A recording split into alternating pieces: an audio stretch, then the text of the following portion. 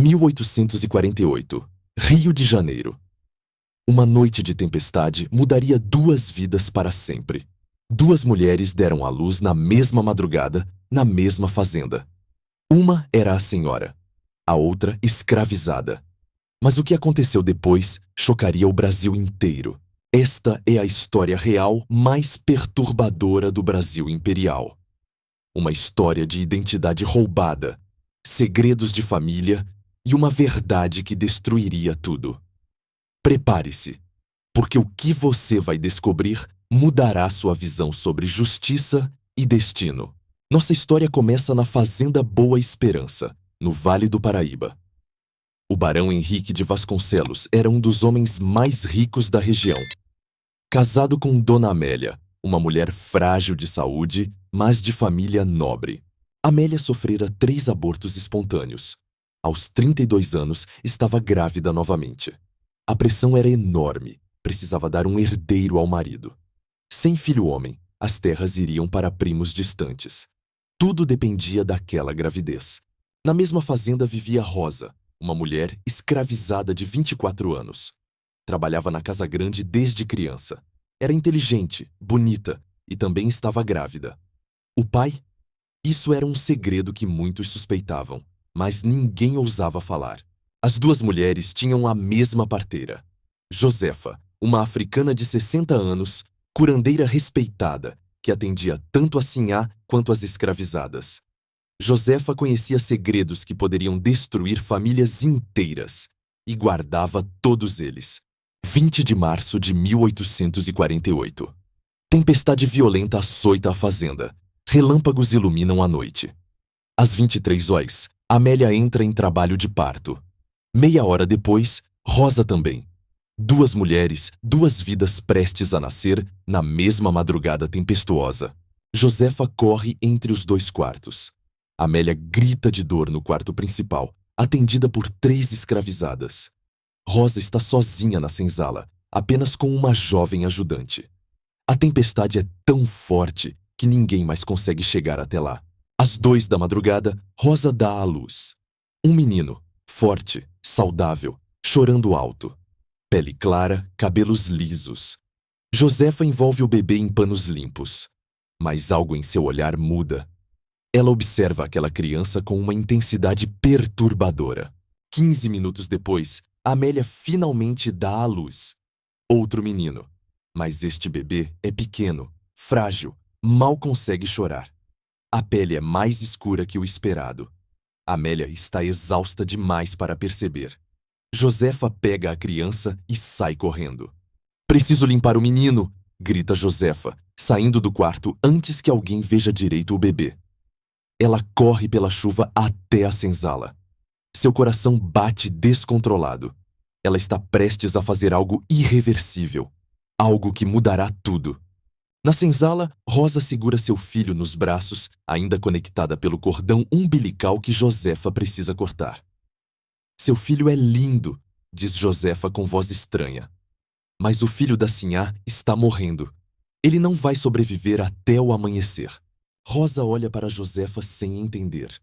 A parteira coloca o bebê frágil nos braços de Rosa. "Este é seu filho agora. O outro vai ter uma vida que você jamais poderia dar.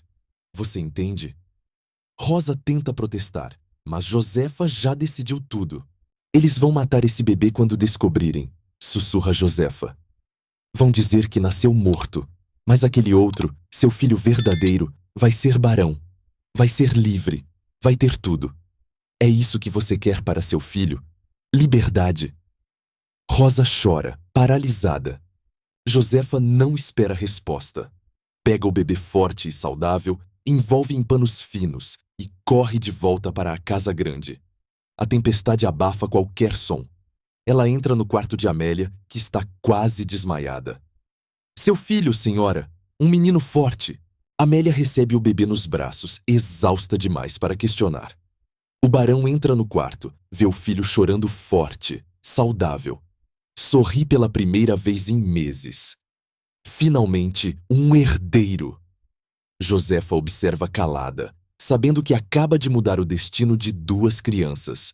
Enquanto isso, na senzala, Rosa embala o bebê frágil que agora é oficialmente seu filho. Ela chora silenciosamente. Aquele não é seu bebê, mas seu verdadeiro filho está sendo criado como branco, livre, herdeiro. O que uma mãe faz nessa situação impossível? Os dias passam. O bebê da casa grande, batizado de Gabriel, prospera. Gordinho, sorridente, forte. O bebê da senzala, que Rosa chama de Miguel, luta para sobreviver. É franzino, doente com frequência. Rosa o amamenta, cuida dele, mas seu coração está dividido. Josefa visita Rosa todas as noites. Você fez a coisa certa, insiste. Olhe para Gabriel. Ele vai ter educação, vai viajar para a Europa, vai ser dono de terras. Seu filho de verdade vai ser livre. Isso não é um presente. Rosa não responde. Não há resposta certa. Mas há algo que Josefa não contou a Rosa. Algo que torna essa história ainda mais perturbadora. Josefa sabia quem era o pai biológico de Gabriel. E não era quem Rosa pensava. Era o próprio barão Henrique. Gabriel era filho do barão com Rosa. Josefa descobrira vendo o barão saindo do quarto de Rosa meses antes. Ele abusava de sua posição de poder, como tantos fazendeiros faziam. Rosa nunca contou a ninguém, com medo. E Josefa decidiu que a criança não seria criada como bastardo, mas como herdeiro legítimo. Isso significa que Gabriel estava sendo criado pelos próprios pais biológicos, mas ninguém sabia.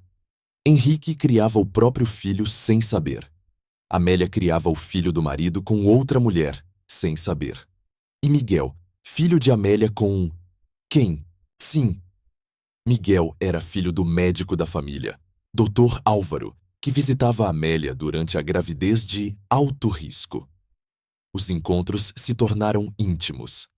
Amélia, negligenciada pelo marido, encontrou consolo. Miguel era fruto dessa relação. Josefa sabia de tudo. Então a verdade era ainda mais complexa. O filho verdadeiro do barão estava sendo criado como seu herdeiro, correto por acidente. O filho verdadeiro de Amélia estava sendo criado como escravo e ninguém sabia de nada, exceto Josefa. Os anos passam. Gabriel cresce forte, inteligente, educado. Aos 5 anos, já está aprendendo francês. Aos 8, toca piano. O barão o adora, vê nele a continuação do legado familiar. Meu filho será maior que eu. Orgulha-se. Se soubesse a ironia, Miguel cresce na senzala. É franzino, adoece com frequência, mas tem algo especial. É incrivelmente inteligente. Aos 6 anos, já sabe ler, ensinado secretamente por Rosa. Aos 9, resolve problemas de matemática que adultos não conseguem. Mas é escravo. Propriedade. Rosa observa Gabriel de longe sempre que pode. Aquele é seu filho de sangue, mas ela nunca poderá abraçá-lo, beijá-lo, chamá-lo de filho. Quando Gabriel passa por ela, Rosa baixa os olhos, como escravizados devem fazer. Seu coração se parte toda vez. E Rosa cuida de Miguel com ternura, mas ele não é seu filho biológico. Ainda assim, ela o ama. Porque amor de mãe não é só sangue. São as noites em claro quando ele tem febre. São as histórias antes de dormir. São os sacrifícios diários. Miguel é seu filho também. 1858. 10 anos depois. Gabriel tem 10 anos. É um menino mimado, acostumado a ser obedecido. Trata os escravizados com naturalidade cruel de quem nunca questionou o sistema. Mas há algo nele, uma curiosidade sobre Rosa. Por que aquela escrava me olha assim? Miguel também tem 10 anos. Trabalha como pajem, servindo a família. É quieto, observador. Aprendeu que inteligência em escravizado é perigosa, então finge ser simples. Mas à noite, Rosa continua ensinando. Ele lê tudo o que consegue encontrar escondido. Um dia, Gabriel e Miguel se encontram na biblioteca. Gabriel está entediado com lições de latim. Miguel está limpando. Você sabe ler? Pergunta Gabriel, surpreso ao ver Miguel folheando um livro. Miguel congela. Mentir ou assumir? Um pouco sinhozinho, responde Miguel, voz baixa. Gabriel se anima. Meu professor é chato. Você me explica isso aqui? Aponta para um problema de geometria. Miguel hesita, mas explica perfeitamente. Gabriel fica impressionado. Você é mais esperto que meu professor. A partir desse dia, forma-se uma amizade estranha. Gabriel procura Miguel para conversar sobre livros, ideias, filosofia. Na mente de Gabriel, é apenas um escravo inteligente, uma curiosidade. Mas para Miguel, é tortura. Ele vê a vida que poderia ter sido dele. Rosa observa essa amizade com terror e esperança misturados. Terror porque Miguel pode revelar o segredo sem querer. Esperança porque seus 2 filhos estão juntos, mesmo que não saibam a verdade. Josefa também observa, cada vez mais doente, guardando seu segredo. 1863. Os meninos têm 15 anos. Gabriel está mais bonito, refinado, mas também mais arrogante. Será enviado para estudar medicina em Paris. Miguel trabalha nas lavouras agora, mais forte fisicamente, mas lendo filosofia abolicionista escondido. A distância entre eles cresce. Josefa está morrendo. Tuberculose. Ela chama Rosa para seu lado. Preciso te contar algo. Sobre aquela noite. Sobre por que troquei os bebês. Rosa não quer ouvir. Não importa mais, Josefa. Deixe morrer com você. Mas Josefa insiste. Você precisa saber a verdade toda. E Josefa conta. Sobre o barão e Rosa. Sobre Amélia e o médico. Sobre quem é pai de quem. Rosa fica em choque. Gabriel é meu filho. E filho do barão? Então ele estaria na casa grande de qualquer jeito? Josefa balança a cabeça.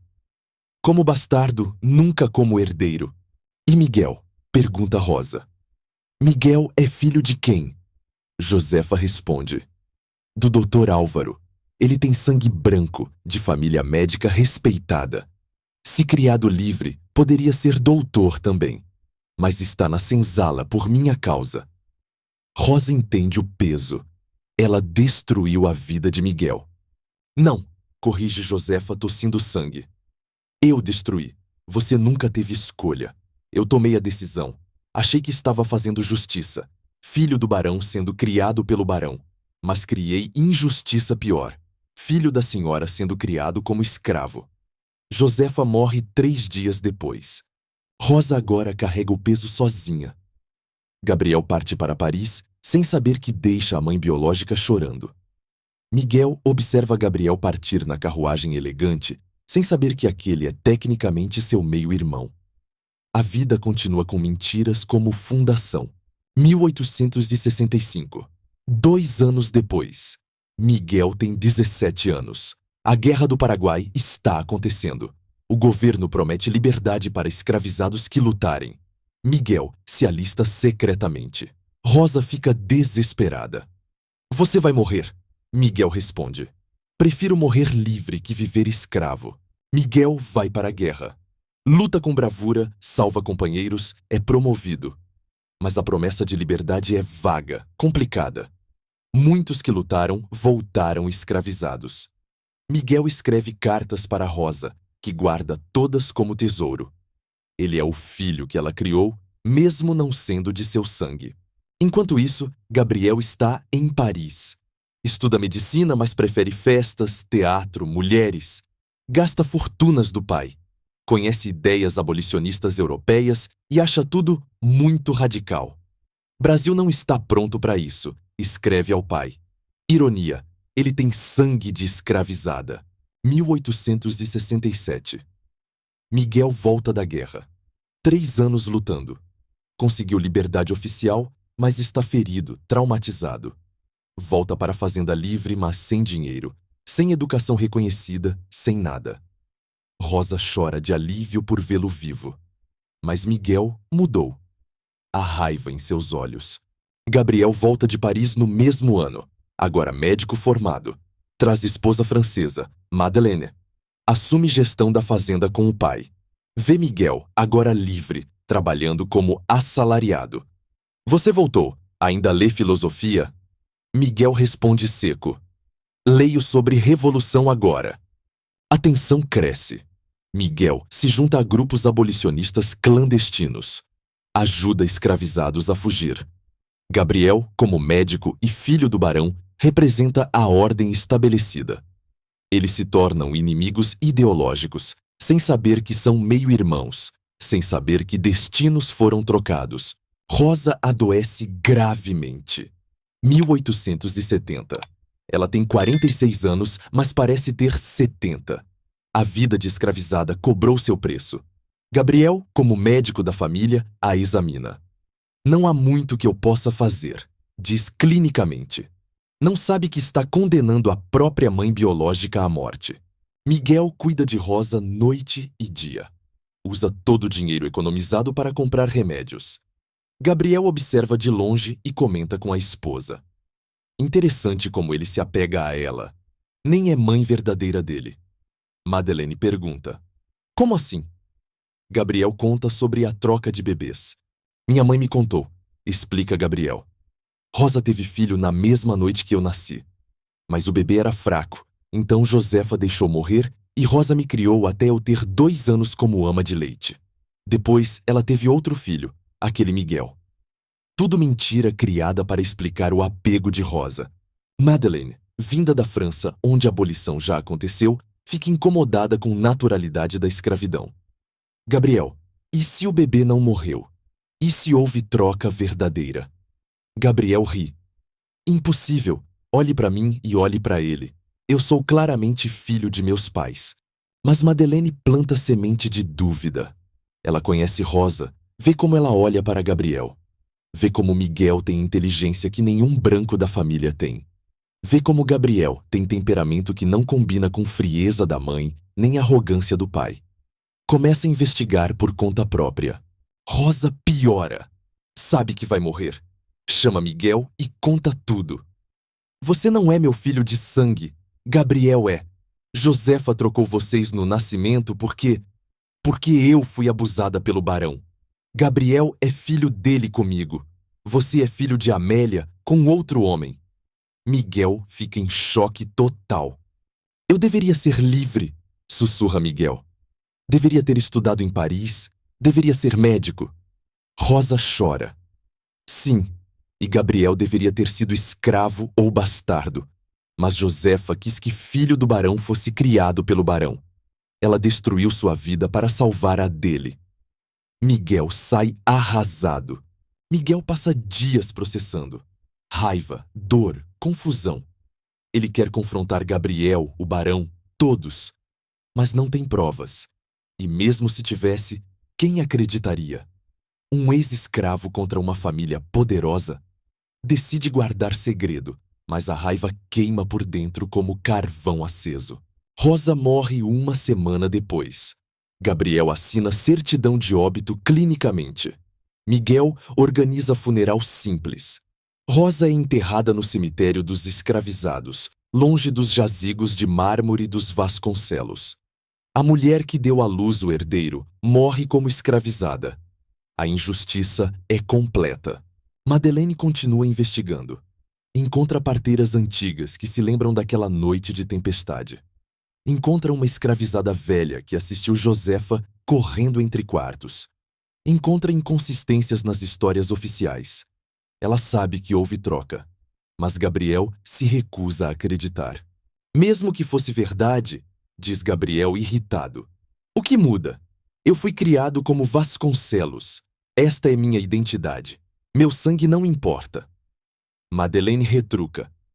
E a identidade de Miguel? A vida que foi roubada dele?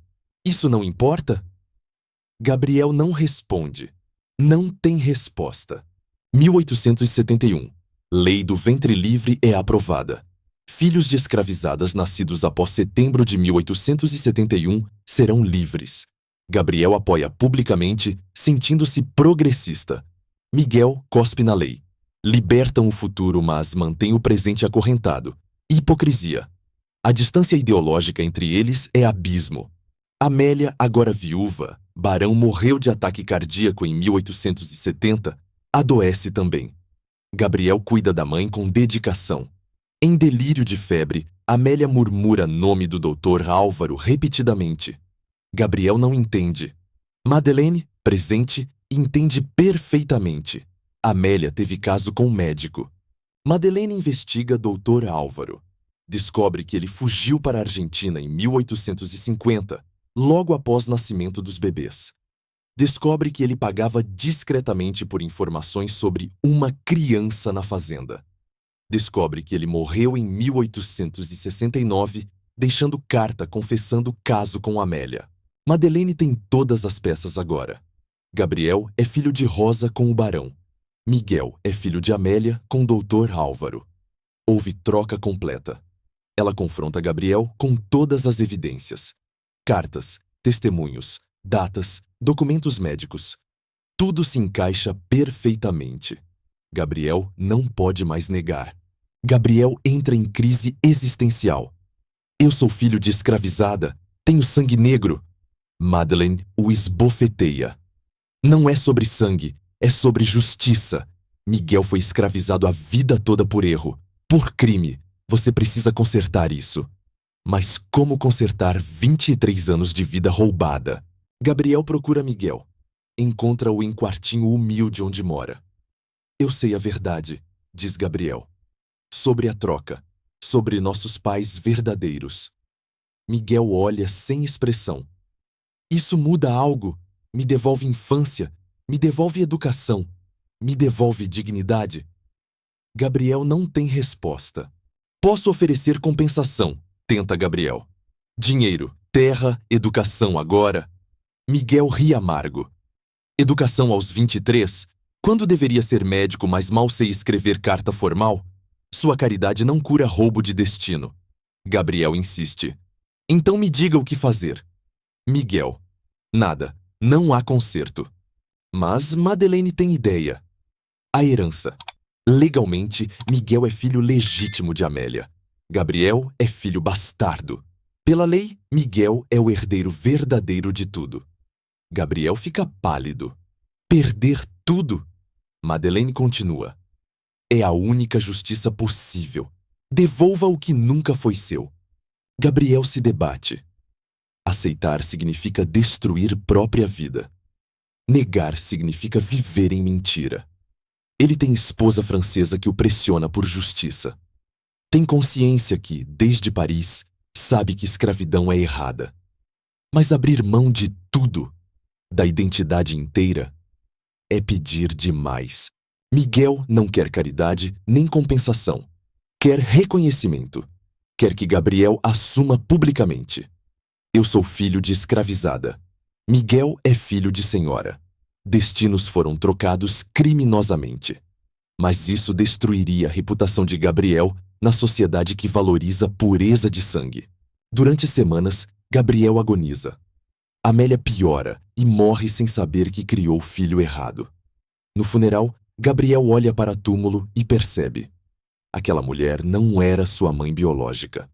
Rosa, enterrada no cemitério dos escravos, era sua mãe, e ele nem chorou por ela. Gabriel vai ao cemitério dos escravizados. Encontra a sepultura simples de Rosa. Sem lápide, apenas cruz de madeira apodrecendo. Aquela mulher o gerou, foi abusada pelo pai dele. Viu o filho ser criado como senhor enquanto ela permanecia escravizada. E ele nem reconheceu o sacrifício. Gabriel chora pela primeira vez desde que descobriu verdade. Chora por Rosa, por Miguel, pela injustiça toda. Mas choro não basta. Ele precisa agir. Volta para casa e anuncia. Vou reconhecer Miguel como herdeiro legítimo. Vou contar a verdade publicamente. Aconteça o que acontecer. Madeleine o abraça, mas advogados da família entram em pânico.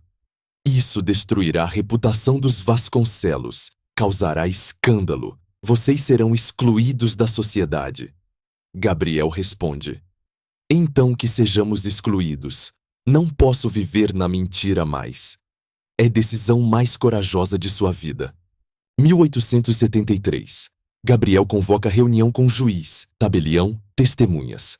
Apresenta todas as evidências. Reconhece paternidade do barão com Rosa.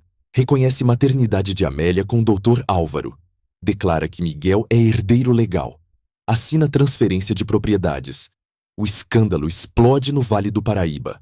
Jornais publicam: herdeiro descobre ser filho de escrava, transfere fortuna para ex-escravo. Sociedade reage com horror. Família estendida tenta anular transferência. Igreja condena devassidão moral. Mas documentos são legais. Miguel, aos 25 anos, se torna dono da fazenda Boa Esperança. Gabriel e Madeleine são ostracizados socialmente. Amigos viram as costas. Portas se fecham. Mas Gabriel trabalha como médico em comunidades pobres. Pela primeira vez na vida, entende luta diária. Pela primeira vez, sente na pele o preconceito ao ser chamado de filho de escrava. Miguel assume fazenda em situação impossível. Ele libertou imediatamente todos os 247 escravizados restantes. Mas isso gera revolta entre fazendeiros vizinhos. Eles boicotam seus produtos, ameaçam violência. Miguel aprende que libertar é fácil. Sustentar liberdade é o desafio real. Gabriel oferece ajuda a Miguel. Tenho conexões em Paris, médicos que podem apoiar produção sem escravidão. Miguel, pela primeira vez, aceita. Eles trabalham juntos, transformando fazenda em cooperativa. Ex-escravizados viram sócios, recebem terra, participam decisões. É revolucionário. Os anos passam. A parceria entre Gabriel e Miguel evolui para respeito mútuo.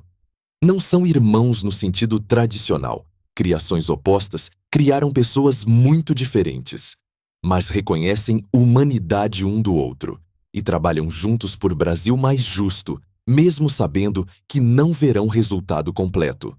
1888. Lei Áurea é assinada. Escravidão oficialmente abolida. Gabriel tem 40 anos, Miguel também. Eles estão juntos quando recebem notícia. Abraçam-se pela primeira vez. Chegamos tarde, diz Miguel. Mas chegamos, responde Gabriel. Sabem que racismo não acaba com lei, mas é começo. Fazenda Boa Esperança prospera como modelo de trabalho livre. Atrai atenção internacional. Jornalistas vêm documentar ex-escravo que virou fazendeiro e filho de barão que abdicou privilégios. Mas ambos rejeitam narrativa heróica. Não somos heróis, apenas corrigimos crime. Gabriel e Madeleine têm 3 filhos, todos educados com história verdadeira. Vocês têm avó africana que foi escravizada e abusada. Vocês têm sangue negro. Nunca esqueçam isso. Nunca esqueçam que privilégio de vocês foi roubado de outra pessoa primeiro. Crianças crescem sem arrogância dos avós. Miguel casa aos 45 anos com professora abolicionista. Tem 2 filhos. Miguel investe tudo em educação deles. Filhos estudam medicina e direito. Tornam-se advogados que lutam por direitos de ex-escravizados. O ciclo se quebra. Filho de escrava produz doutores e advogados livres. 1902. Ambos têm 54 anos. Sentam na varanda da fazenda vendo o sol se pôr. Você se arrepende? Pergunta Miguel. De ter devolvido tudo, Gabriel pensa. Nunca foi meu para começar, mas me arrependo de não ter feito mais cedo. Me arrependo de cada dia que Rosa sofreu sem reconhecimento. Miguel responde. Eu me arrependo de não ter perdoado Rosa antes dela morrer. Ela não tinha culpa da troca. Era vítima também. Mas morreu achando que eu a culpava. Ambos ficam em silêncio. O peso de destinos trocados nunca desaparece completamente. Apenas se aprende a carregar melhor. Eles constroem memorial na fazenda. Homenageia Rosa e todos os escravizados que trabalharam ali. Nomeia cada pessoa que conseguiram identificar. Rosa ganha lápide de mármore com inscrição. Mãe que sacrificou tudo, mulher que sofreu tudo, guerreira que resistiu tudo. Perdoe-nos. Gabriel escreve livro contando história completa. Destinos trocados, confissões de um herdeiro falso. É banido de bibliotecas conservadoras, mas vira referência para movimento abolicionista. Ele recebe ameaças, mas continua falando. Silêncio sobre injustiça é cumplicidade com injustiça. Miguel também escreve, mas poesia. Poemas sobre identidade roubada, infância em senzala, guerra. Publica sob pseudônimo primeiro, depois com nome real. Um verso se torna famoso. Nasci livre, mas vivi acorrentado.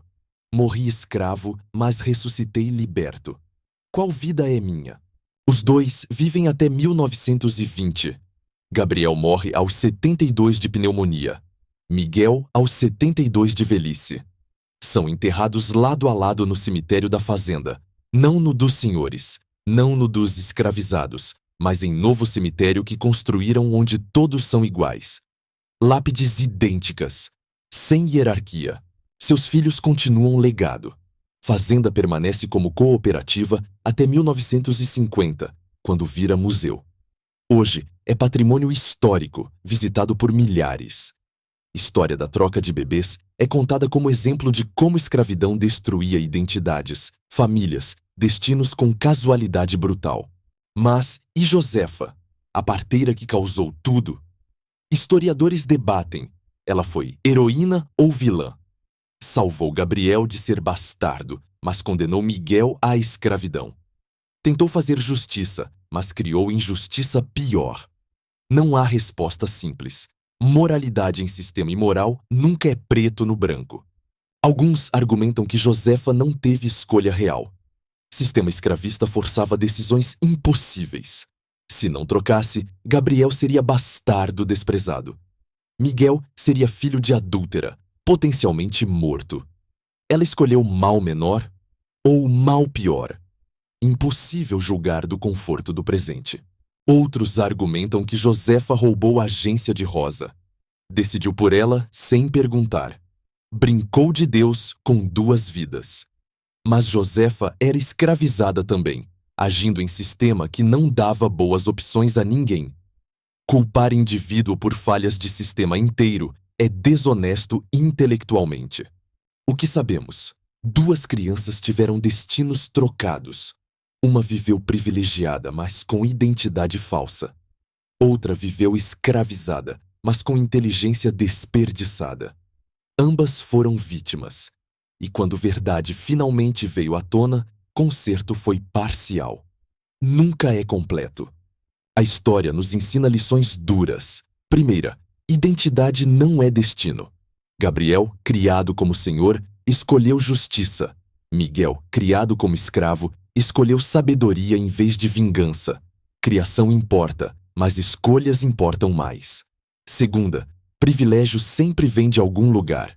Sempre. Terceira lição. Reconhecer erro é primeiro passo para conserto. Gabriel poderia ter escondido verdade. Seria mais fácil. Mas escolheu escândalo público. Escolheu perder tudo. Porque algumas verdades são mais importantes que conforto. Quarta, conserto nunca é completo, mas ainda é necessário. Quinta, maternidade não é só biologia. Rosa amou Miguel, que não era seu sangue. Miguel honrou Rosa, mesmo sabendo verdade. Amor que atravessa criação é amor real. Sexta, sistemas injustos forçam escolhas impossíveis onde não há opção boa. Solução não é julgar escolhas, mas destruir sistema. Hoje, 150 anos depois, Brasil ainda lida com o legado da escravidão. Desigualdade racial, social, econômica. Filhos de escravizados ainda em desvantagem. Filhos de senhores ainda em vantagem. Destinos ainda determinados por nascimento mais que mérito. História de Gabriel e Miguel continua relevante. Quantos Gabriéis existem hoje? Pessoas com privilégios construídos sobre opressão histórica, inconscientes ou em negação. Quantos Miguéis? Pessoas com potencial desperdiçado por sistema que determina valor por origem? A troca foi literal ali, mas metaforicamente acontece sempre. A pergunta que história faz? O que você faria no lugar de Gabriel? descobrindo que vida inteira foi construída sobre injustiça, que privilégios foram roubados de outro, você abriria mão de tudo. Fácil julgar de fora. Difícil agir quando é sua vida, sua identidade em jogo. E no lugar de Miguel, descobrindo que vida foi roubada, que deveria ter sido doutor, mas foi escravo, você perdoaria? Trabalharia junto com um ladrão de destino? Ou deixaria a raiva consumir? Vingança é tentadora. Mas Miguel escolheu construir futuro em vez de destruir passado. Você escolheria isso? No lugar de Rosa? Vendo o filho biológico ser criado como senhor enquanto você sofre, mas filho adotivo precisando de amor, você conseguiria amar ambos? Conseguiria viver com segredo? Conseguiria perdoar Josefa? Rosa viveu 46 anos nesse inferno emocional. Quanto tempo você aguentaria? História não oferece respostas fáceis. Oferece espelho. Mostra a complexidade de justiça em mundo injusto. Mostra que pessoas são mais que categorias. Gabriel, filho de escravizada, poderia ter sido um monstro. Foi herói imperfeito. Miguel, filho de senhora, poderia ter sido vingativo. Foi sábio. E talvez essa seja a maior lição. Humanidade transcende origem. Você não é definido por onde nasceu, mas por quem escolhe ser. Sistema tentava definir Gabriel e Miguel por raça e classe. Ambos rejeitaram. Definiram-se por caráter, ações, escolhas. Isso é libertação verdadeira. Fazenda. Boa Esperança existe hoje como museu vivo. Visitantes veem Senzala, onde Miguel foi criado. Veem Casa Grande, onde Gabriel cresceu. Veem cemitério, onde estão enterrados lado a lado. E entendem que distância entre Senzala e Casa Grande era só física. Humanidade sempre foi igual. A sala dedicada a Rosa. Fotos, raras de escravizados. Pertences, o diário que Josefa guardou. Uma frase de Rosa. Amor de mãe não cabe em barriga só. Transborda para quem precisa. Ela amou o filho biológico de longe. Amou o filho adotivo de perto. Ambos amores verdadeiros. A sala dedicada a Josefa. Controversa até hoje. Alguns a veem como heroína que salvou Gabriel. Outros como vilã que destruiu Miguel. Placa diz: Josefa tomou decisão impossível em sistema que não oferecia boas opções. Não a julgamos. Lembramos que escravidão forçava escolhas desumanas. O Diário de Rosa foi publicado em 2010. Tornou-se best-seller. Mostra a vida diária de mulher escravizada, com perspectiva rara. Mostra amor impossível por filho que não podia reconhecer. Mostra sacrifício de criar filho que não era seu. É documento histórico de valor inestimável.